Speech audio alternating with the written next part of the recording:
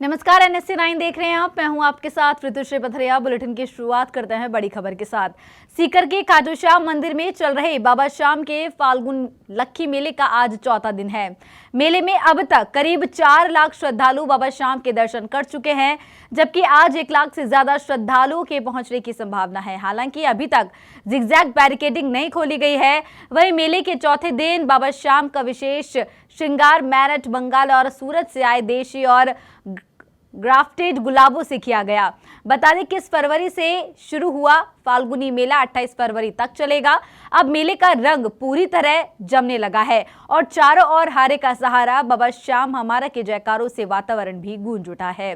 Rings, मंडा और पचार की ओर से आने वाले मार्गों पर निशान पदयात्रियों के जत्थे बड़ी संख्या में खाटू की ओर बढ़ रहे हैं। हर उम्र के श्रद्धालु नाचते गाते, हाथों में पीले निशान थामे, भजनों की धुन पर झूमते नजर आ रहे हैं। मेले के चौथे दिन बाबा श्याम का विशेष श्रृंगार मेरठ, बंगाल और सूरत से आए देशी जो गुलाब के फूल उससे किया गया। सफेद वस्त्र पर नीले फूलों की कढ़ाई वाला बागा धारण कराए गए श्याम बाबा का दिव्य स्वरूप श्रद्धालुओं को भाव विभोर कर रहा है। मंदिर परिसर को लाल, पीले और सफेद कपड़ों से सजाया गया है, जिन पर लटकती घंटियां हवा के संग मधुर संगीत बिखेर रही है। साथ ही थर्माकोल शीट पर गोल्डन गड़ाई कर आकर्षक सजावट की गई है।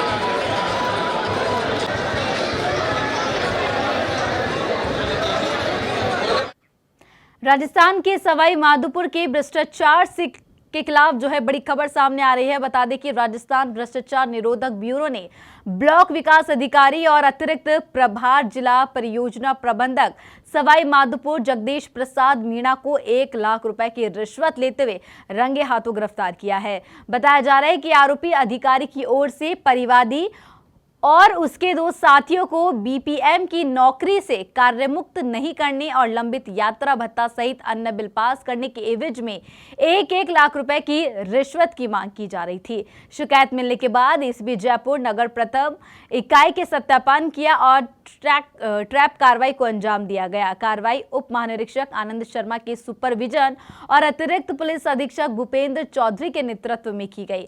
फिलहाल आरोपी से पूछताछ जारी है और भ्रष्टाचार निवारण अधिनियम के तहत मामला दर्ज कर आगे की जांच पड़ताल भी जारी है। आरोपी के सरकारी और निजी आवास पर सर्च ऑपरेशन भी जारी है।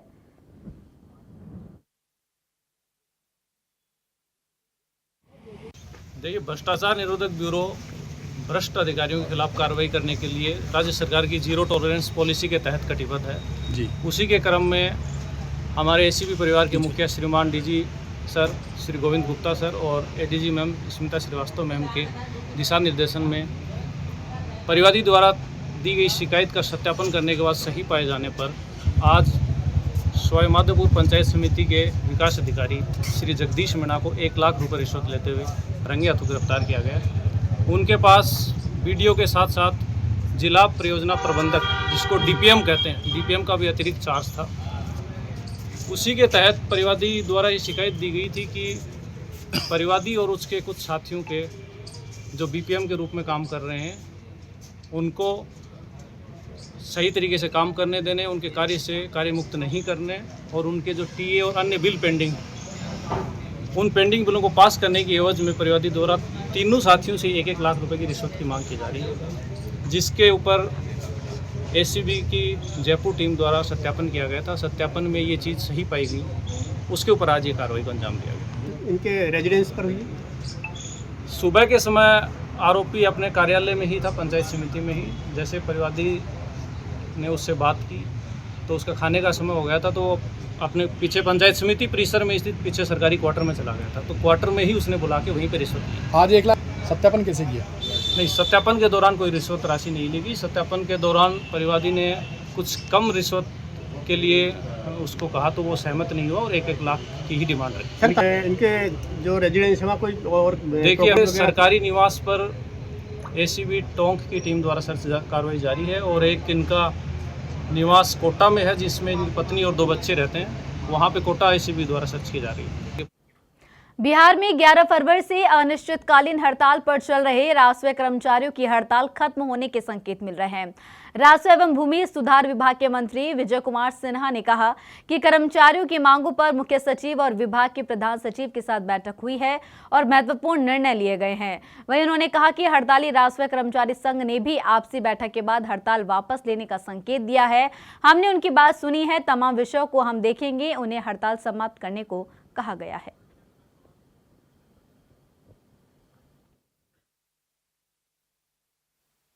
देखिए, हमारे प्रधान सचिव और हम लोग थे, उनकी बात को हमने सुना है। उनका कहना था कि पहले भी हम लोग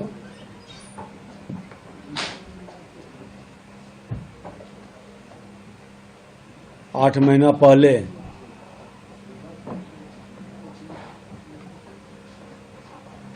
मुख्य सचिव और प्रधान सचिव के साथ वार्ता हुई, लिखित उनको मिला, उसका अनुपालन नहीं हुआ।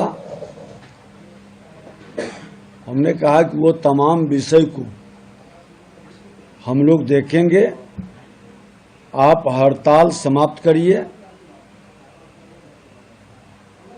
और जो उचित मांगे हैं सरकार उस पर गंभीरतापूर्वक विचार करेगी, क्योंकि अभी राजस्व भूमि सुधार विभाग के अंदर जो अभियान चल रहा है, जो कार्यक्रम चल रहा है, जो परिमार्जन का टारगेट दिया गया है, 31 मार्च तक उसको पूरा करना हमारी प्राथमिकता है।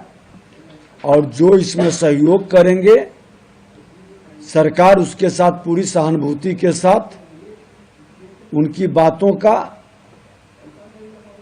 समाधान का प्रयास करेगा। लोगों ने कहा है कि हम लोग विचार कर लेते हैं, हम हड़ताल आपस लेंगे। वो लोग भी नीचे हैं, बात कर लें। हमने कहा है कि हड़ताल से समाधान नहीं है। सांसद अनुराग ठाकुर ने हिमाचल प्रदेश सरकार पर निशाना साधा है। अनुराग ठाकुर ने कहा कि मिसमैनेजमेंट की वजह से हिमाचल में गहरा संकट पैदा हो गया है।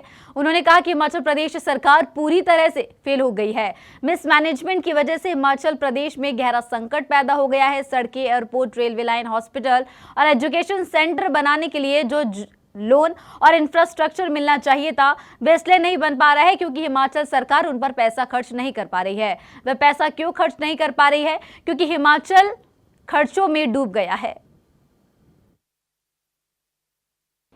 हिमाचल की सरकार पूरी तरह विफल हुई।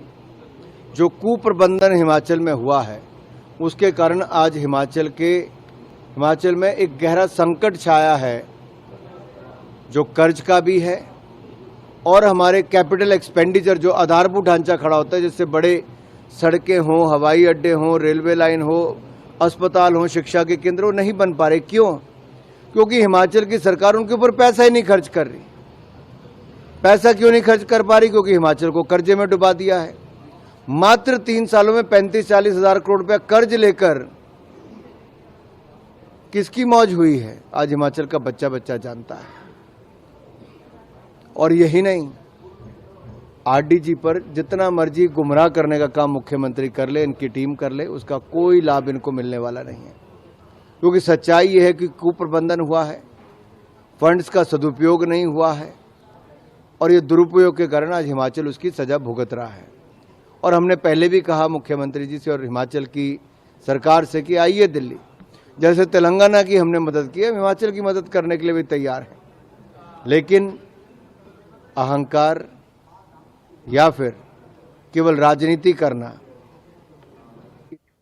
उत्तर प्रदेश से बड़ी खबर सामने आ रही है, जहां स्वामी अविमुक्तेश्वरानंद सरस्वती ने गंभीर आरोप लगाते हुए कहा कि शाहजहांपुर से उनके पास एक परिवार पहुंचा, जिसने बताया कि आशुतोष महाराज नाम के व्यक्ति ने उनसे अपनी नाबालिग बच्चियों के नाम पर स्वामी अविमुक्तेश्वरानंद के खिलाफ झूठे आरोप लगाने को कहा है। परिवार के मना करने पर उन्हें कथित तौर पर भी धमकियां दी गई। ऐसा है कि शाहजहांपुर से एक परिवार आज हमारे पास आया। उन्होंने एक पत्र हमको दिया, हमने उसको पढ़ा। उन्होंने हमारे पूछने पर बताया कि आशुतोष महाराज नाम के व्यक्ति ने हमें ये कहा कि तुम्हारे माइनर बच्चियां हैं, उनका नाम लेकर के अभिमुक्तेश्वरानंद के ऊपर आरोप मढ़ दो, हम तुमको बच्चियों के विवाह आदि के लिए पर्याप्त धन उपलब्ध करा देंगे, कोई तकलीफ नहीं होने देंगे। और जब हमने ये कह करके मना कर दिया कि हमारे परिवार में पहले दंडी सन्यासी हो चुके हैं, हम लोग परंपरागत लोग हैं, ये हम नहीं कर पाएंगे, महाराज को हम जानते भी नहीं है, कभी मिले भी नहीं हैं और उनके लिए इस तरह का आरोप हम नहीं लगा पाएंगे, तो उन्होंने धमकी दी कि फिर देख लेना, अपने आप को बचा के रखना। तो ये गंभीर बात है कि इस तरह से लोगों को प्रलोभन दे करके या धमका करके हमारे विरुद्ध खड़ा करने का प्रयास चल रहा है, जिसका पता चलता है।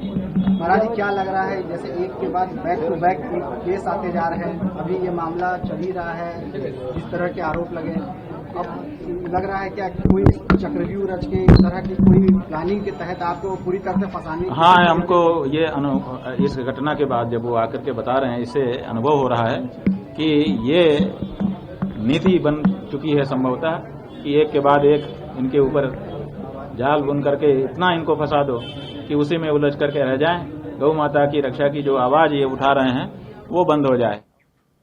झारखंड के चतरा जिले में सिमरिया के पास एक एयर एम्बुलेंस विमान दुर्घटनाग्रस्त हो गया, जिसमें सवार सभी 7 लोगों की मौके पर ही मौत हो गई। यह विमान रांची से दिल्ली जा रहा था।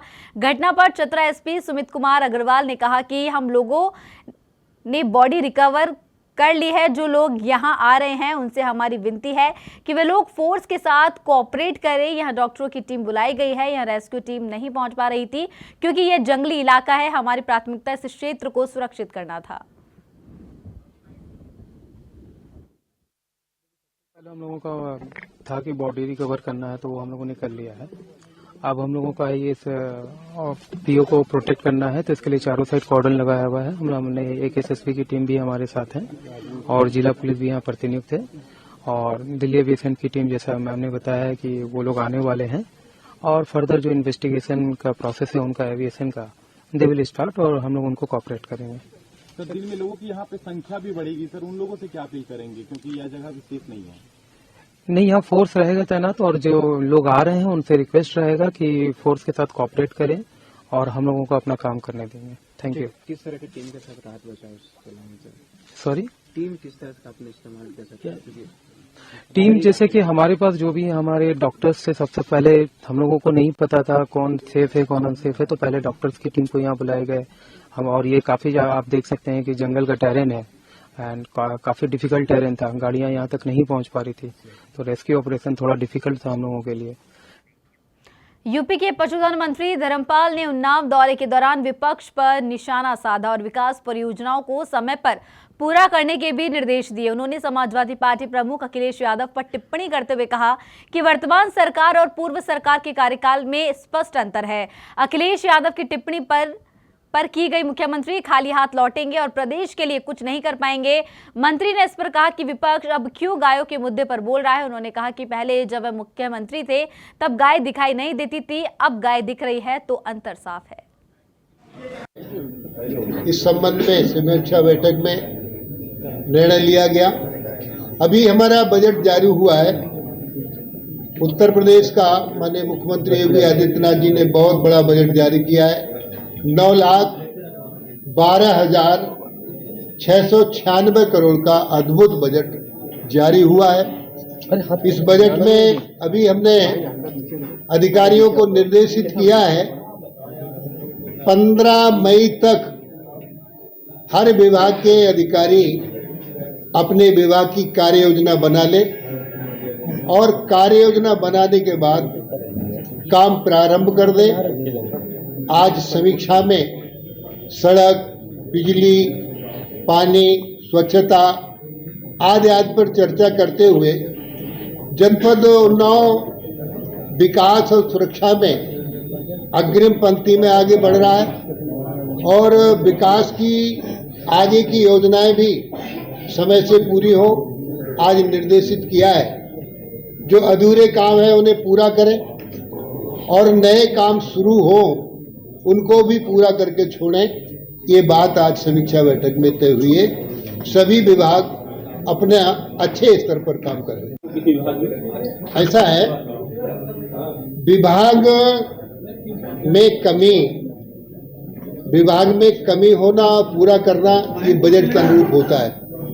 कुछ जगह महिलाओं को स्वावलंबी बनाने और शासन की जन कल्याणकारी योजनाओं का लाभ जन जन तक पहुंचाने के उद्देश्य से बरेली रोड स्थित भारत गार्डन में एक दिवसीय विशाल कार्यशाला का आयोजन किया गया। इस सम्मेलन में जिले भर से आई करीब 3500 महिलाओं ने हिस्सा लिया। कार्यक्रम का शुभारंभ जिलाधिकारी अजय कुमार द्विवेदी, पुलिस अधीक्षक विद्यासागर मिश्रा और मुख्य विकास अधिकारी गुलाब चंद्र ने संयुक्त रूप से दीप प्रज्वलित कर किया। कार्यशाला में महिलाओं को स्वरोजगार से जोड़ने के लिए करोड़ों रुपए का फंड भी वितरित किया गया। जिलाधिकारी अजय कुमार ने इतनी बड़ी संख्या में उपस्थित मातृशक्ति को संबोधित करते हुए उन्हें अपनी अपनी ग्राम पंचायत का राजदूत घोषित किया। उन्होंने अपील की कि ये सभी एम्बेसडर महिलाएं अपने गांवों में जाकर ऐसी कार्यशाला आयोजित करें और अन्य महिलाओं को उनके अधिकारों के लिए प्रेरित और जागरूक करें। सभी लोगों के लिए खाने की व्यवस्था करा दी गई है। शासन की योजना सभी लोग कृपया ऐसे लग रहा है कि खाना ना खाए तो स्टॉक खाने की गुणवत्ता दे रहे हैं। एक दिवसीय कार्यशाला का और व्यवस्थित रहिए इसमें सभी गांव से 5 ऐसी महिलाओं को चुना गया है जो जागरूक है और सक्रिय है और जो योजनाओं की जानकारी। मुरादाबाद में मझौला थाना क्षेत्र में एक 50 वर्षीय महिला की गले में गोली मारकर निर्मम हत्या कर दी गई। घटना के बाद इलाके में अफरा तफरी और दहशत का माहौल बन गया। गोली चलने की आवाज सुनकर आसपास के लोग बड़ी संख्या में वहां मौके पर जमा हो गए। मृतका थाना कुंद्रकी क्षेत्र मोहल्ला उचकानी की रहने वाली बताई जा रही है। परिजनों के अनुसार वे पिछले करीब 15 वर्षों से लाल पंप के पास 52 कोठी क्षेत्र में चौकीदारी का काम करती थी और मेहनत मजदूरी कर परिवार का भरण पोषण करती थी। 4 युवकों ने वारदात को अंजाम दिया। प्रत्यक्षदर्शियों के मुताबिक घटना को अंजाम देने के लिए 4 युवक मौके पर आए थे। वारदात को अंजाम देने के बाद जब आरोपी भागने लगे तो स्थानीय लोगों ने साहस दिखाते हुए एक युवक को मौके पर ही पकड़ लिया, जबकि उसके 3 साथी अंधेरे का फायदा उठाकर भाग निकले। पकड़े गए युवक को लोगों ने पुलिस के हवाले कर दिया है। मेरी माँ ने रोजा अख्तारा था। रोजा अख्तारने का टाइम हुआ, मुझे उसने 2 खजूरें खिलाए और मुझसे बोली बेटे रोजा और खाना खा ले। मैंने माँ मैं खाना ना खाया, नमाज पढ़ के खाना खाया। बस मैं 5 मिनट के लिए इधर को चला गया। इतने में मेरा लोंडा और मेरी भांजी भागी भी आई। बोले पापा किसी ने जब बुझा के खाना बनाया और एकदम ठा जैसे करके गले पे गोली मार के चले गए। इस लड़के ने बुझा था, मेरे लड़का खड़ा। तो इतने में जब उधर से आया तो 2 जने इधर भागे और 2 इधर भाग रहे थे। मैंने उन्हें पकड़ लिया, एक को बंदे को MD में जाके मेरी माँ को मार के जो भागा था गोली। कोई रंजिश थी क्या? ना सर, यहाँ तो कोई रंजिश हमें दिखाई नहीं दी, कुछ नहीं। कितने हमलावर थे ये जिन्होंने गोली मारी? 4 थे सर, 4। तो कितने को पकड़ा गया? कानपुर सेंट्रल स्टेशन पर एक मासूम बच्चे के अपहरण की सनसनीखेज वारदात सामने आई है, जिसे जीआरपी और आरपीएफ की मुस्तैदी के समय रहते नाकाम कर दिया गया। बच्ची अपनी मां के साथ दिल्ली साइड के फुट ओवर ब्रिज पर सो रही थी, तभी देर रात उसका अपहरण कर लिया गया। शिकायत मिलते ही पुलिस ने स्टेशन पर लगे सीसीटीवी फुटेज खंगाले, जिसमें एक संदिग्ध व्यक्ति बच्ची को गोद में उठाकर जाता हुआ दिखाई दिया। जीआरपी ने तुरंत 4 टीमें गठित की और अन्य जनपदों के स्टेशनों को भी अलर्ट कर दिया। आरोपी को खैरतगंज थाने वाले रास्ते से गिरफ्तार किया गया है और उसके पास से मासूम को भी सकुशल बरामद कर लिया गया है। पकड़े गए व्यक्ति का नाम राजू धीमर है, जो कि जालौन का रहने वाला बताया जा रहा है। प्रथम दृष्टया पूछताछ में यह बात सामने आई है कि आरोपी ने भीख मांगने के उद्देश्य से बच्ची का अपहरण किया था। पुलिस उसके पिछले आपराधिक रिकॉर्ड भी खंगाल रही है। बीती रात 9:15 बजे करीब एक महिला चंदा पांडे, इन्होंने बताया कि मेरे 2 बच्चों के साथ FOB ओवरब्रिज के ऊपर सोई हुई थी, मेरी बच्ची गायब है। ये सूचना उसने तुरंत हमारे थाने में दी है।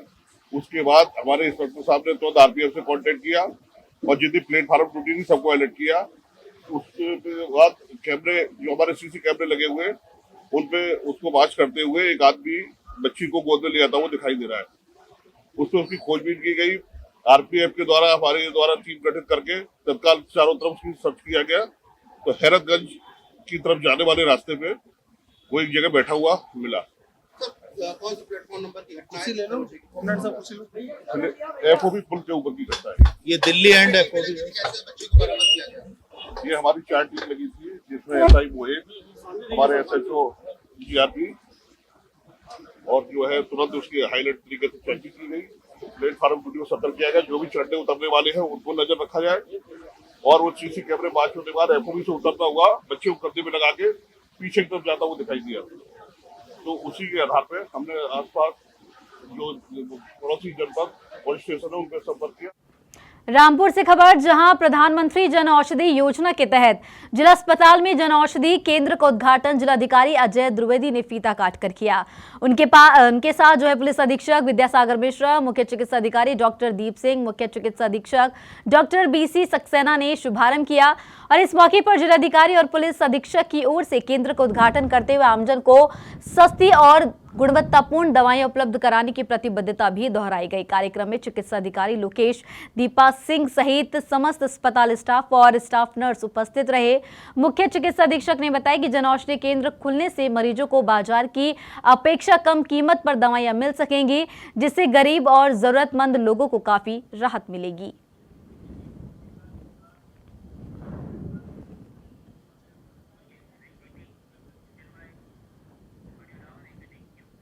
और अब खबर उत्तर प्रदेश के अमरोहा जनपद के हसनपुर से है, जहां रमजान के पाक महीने में बच्चों के मामूली विवाद ने खूनी संघर्ष का रूप ले लिया। दबंगों ने घर में घुसकर 2 राउंड फायरिंग कर दी, जिसमें 5 लोग घायल हो गए हैं। इलाके में दहशत का माहौल है। मामला हसनपुर नगर के मोहल्ला कायस्थान चामुंडा रोड का है। बताया जा रहा है कि इब्रे अली और तौफीक के बच्चों के बीच किसी बात को लेकर विवाद हो गया था। देखते ही देखते ये विवाद इतना बढ़ गया कि तौफीक अपने पुत्रों और अन्य लोगों के साथ अली के घर में जा पहुंचा। आरोप है कि दबंगों ने घर में घुसकर अवैध तमंचों से 2 राउंड फायरिंग कर दी। गोली चलने से मौके पर अफरा तफरी और भगदड़ भी मच गई।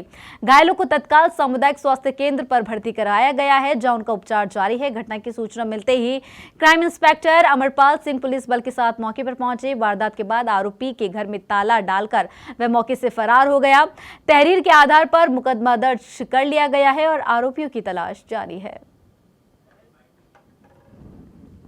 सुबह हाथ पढ़ने के बाद में मेरे बेटे को घेर लिया था, बड़े वाले को, तीनों ने, तौफीक के लड़कों ने, तीनों ने। क्या नाम है? मेरे बेटे का मोहम्मद रजा नाम है, उसका रिहान और फैजान और उबैद, साहिल और एक साहिल, इन्होंने तीनों चारों ने घेर के मारा था।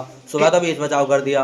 अब वो घर पर आ गए, तौफीक पहलवान दादागिरी दिखाने लगे, गाली गुप्तार बगने लगे, लड़ाई हो गई। वहाँ पर डंडेबाजी हुई। डंडेबाजी होने के बाद में फिर उसने तमंचा निकाल कर जब गोली मारी, गोली तो वैसे सामने से इसका फिरासत को और मेरा मार था, लेकिन बीच में हमारी बेटी भी आ गई, बेटी के लग गई। अच्छा, कितने राउंड गोली चलाई है उसने?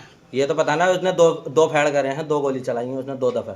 सर मैं सुबह नमाज पढ़कर आ रहा था, तो इन्होंने 3 जने थे। तो पहले एक से लड़ाई हुई तो एक चिपट गया, तो फिर उसको मैंने गिरा लिया। तो फिर उसके 2 भाई जो थे और उसके साथ, तो सर जी उन्होंने मेरा गला पकड़ के पीछे खींच लिया। फिर तीनों ने मारा, तो वो एकदम से अपने घर में से राड लाया निकाल के।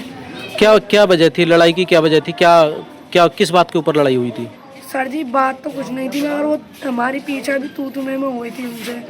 तो वो 3-4 दिन से मुझे मारने की तलाश में थे, पीछे फिर रहे थे। तो वो अब लड़ाई हो गई। सुबह तो वो मोटा जो फैजान जो है, तो राड लाया निकाल के, पहले तो मार लिया फिर गिरा लिया। तो जब मैंने उसको गिरा लिया तो वो तीनों लिपट गए। तो एकदम। तो बुलेटिन में फिलहाल के लिए इतना ही। मुझे दीजिए इजाजत। नमस्कार।